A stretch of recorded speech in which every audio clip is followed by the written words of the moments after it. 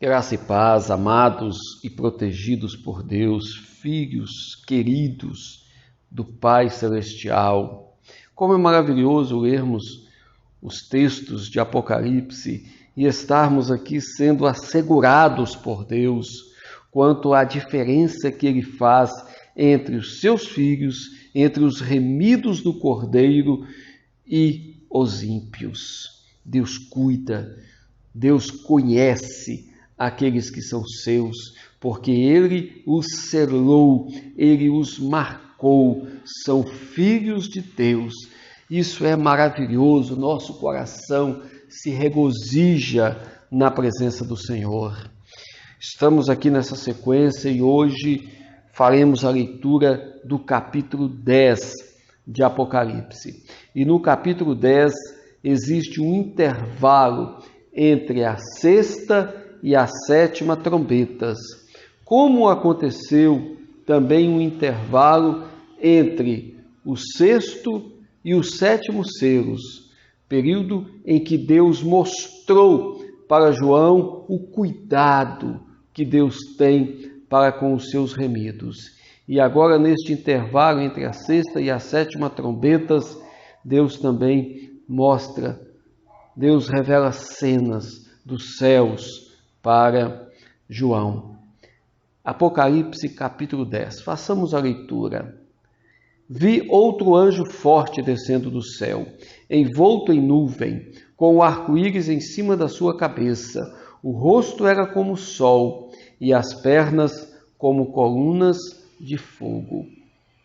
Este anjo forte, como outros dois anjos fortes que aparecem em Apocalipse, o primeiro, no capítulo 5, é aquele anjo que anuncia ali, que proclama quem era digno de tomar o livro e abrir os selos.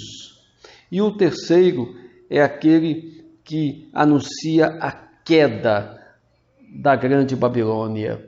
E este aqui, do capítulo 10, ele traz novas revelações para João, que são muito importantes hoje também, porque nós queremos contextualizar este texto. Este anjo, ele desce do céu, envolto em nuvem. Nuvem aparece nas Escrituras, tanto no Velho como no Novo Testamento, sempre se referindo à manifestação da glória de Deus, do juízo de Deus sobre a terra. No Novo Testamento, principalmente, anuncia a volta de nosso Senhor Jesus Cristo.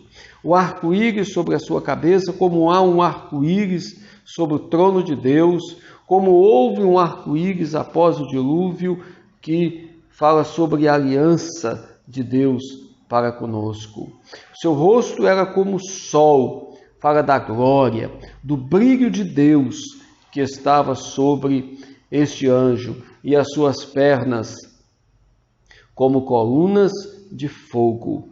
Nós vemos aqui uma descrição parecida também com Jesus Cristo, conforme o capítulo 1 de Apocalipse. Mas aqui não se refere a Cristo, refere-se a um anjo.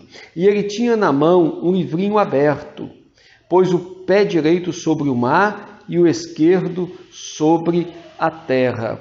É muito importante observarmos isto, que este livrinho ele está aberto, diferentemente do livro selado que aparece no capítulo 5. Este está aberto e está na mão do anjo, enquanto o primeiro estava na mão de Deus. E somente o Cordeiro poderia abrir o livro e desatar os seus 7 selos. Este está aberto. E este anjo, tal a sua glória, tal o seu poder, ele está com o pé direito sobre o mar e o esquerdo sobre a terra. Nós vamos ver na frente, no capítulo 13, que as bestas que aparecem lá, elas emergem do mar e a outra besta emerge da terra. E este anjo já aparece aqui porque ele que tem o poder sobre todas as coisas, tanto no mar como sobre a terra.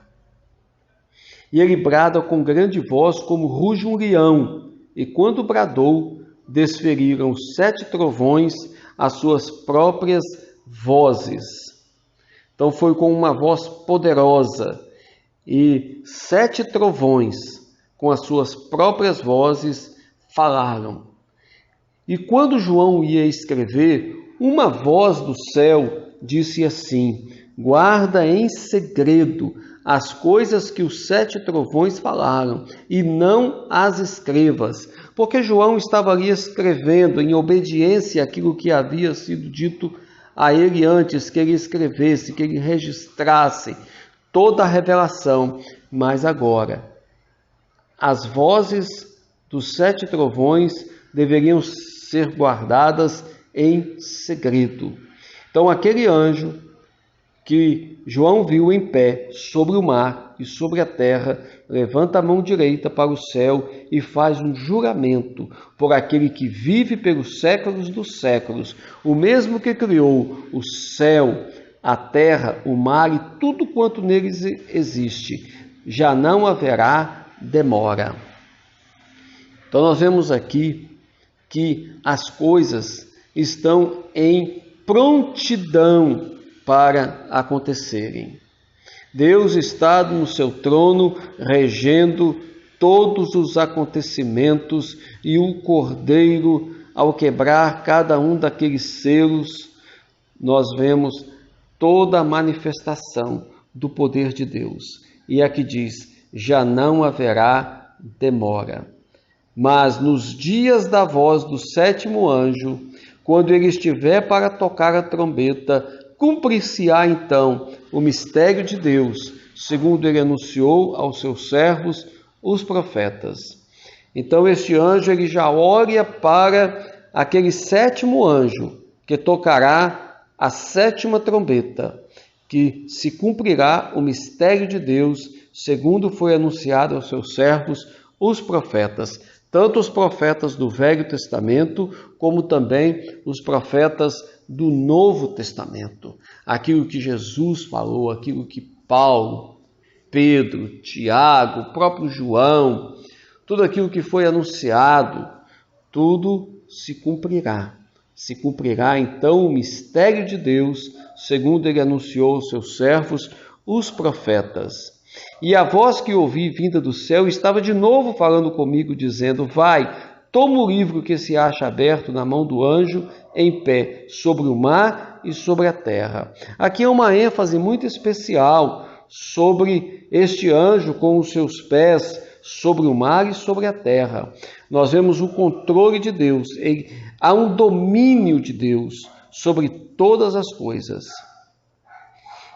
João deveria tomar aquele livro que estava aberto. Então, João, obedientemente, ele vai ao anjo, dizendo-lhe que lhe desse o livro. Ele então me falou: toma-o e devora-o. Certamente ele será amargo ao seu estômago, mas na sua boca doce como o mel. Então o anjo disse isso para João, que ele pegasse o livro e o comesse. Seria amargo ao seu estômago, mas na sua boca doce como o mel. Tomei o livrinho da mão do anjo e o devorei, e na minha boca era doce como mel.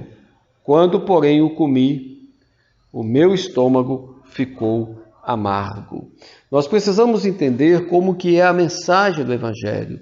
Nós não podemos anunciar uma mensagem do Evangelho incompleta e desequilibrada, porque a mesma palavra do Evangelho que anuncia perdão, salvação, transformação e as bênçãos de Deus para os arrependidos, para aqueles que têm fé em nosso Senhor Jesus Cristo, também anuncia perdição, pena eterna de condenação e maldições sobre os ímpios, sobre os desobedientes. Versículo 11.